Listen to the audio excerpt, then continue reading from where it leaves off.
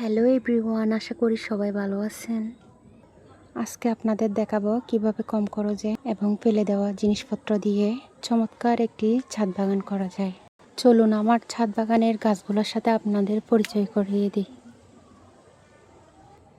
দেয়ালের পাশে সারিবদ্ধভাবে রাখা চালের বস্তাতে মাটি দিয়ে তৈরি করা গাছ।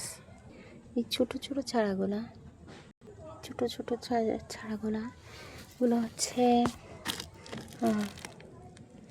মিষ্টি কুমড়া।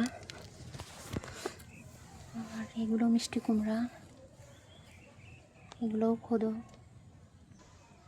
এগুলো শশা। বৃষ্টির কারণে এরকম হয়ে গেছে।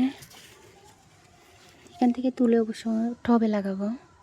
এখান থেকে তুলে সুন্দর করে টবে লাগাইছি। দেখুন, টবগুলো কেনার পিছনে বাড়তি কোনো খরচ করে আমি ব্যবহার করি নাই। ফেলে দেওয়া পানির বোতলে, তেলের বোতলে মরিচ গাছ,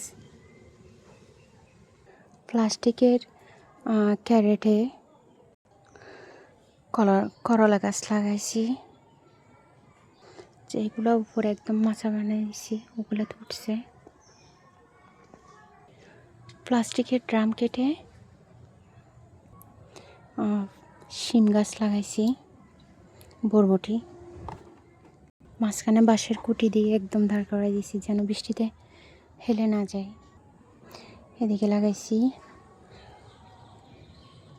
শিম বীজ, মাত্র মাটি থেকে মাথা তুলছে।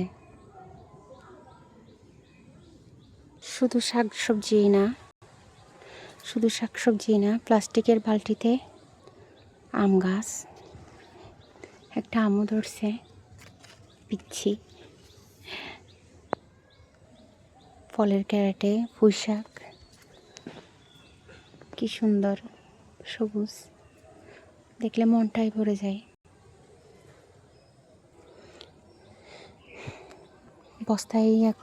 বস্তায় রোপণ করছি। হচ্ছে বেলি ফুলের চারা, আর এটা হচ্ছে ডালিম গাছ, আর এটা হচ্ছে পেয়ারা গাছ। তাও একটা বালতিতে। আমার কাছে তো একটা পেয়ারা ছিল, মনে হয় কেউ চুরি করে নিয়ে গেছে। বস্তার ভিতরে শাক, ওয়াও না দৃশ্যটা। আর এগুলো হচ্ছে সবাই চিনবেন, এগুলো হচ্ছে ধনেপাতা। নিজে ছাদে এভাবে খাঁটি বিষমুক্ত শাকসবজি ফল ফলানোর আনন্দই আলাদা। আপনারা চাইলে ঘরে অব্যবহৃত বস্তা বা পাত্র দিয়ে শুরু করে দিতে পারেন। ভিডিওটা ভালো লাগলে অবশ্যই লাইক, কমেন্ট ও শেয়ার করবেন। সবাই ভালো থাকবেন। আল্লাহ হাফিজ।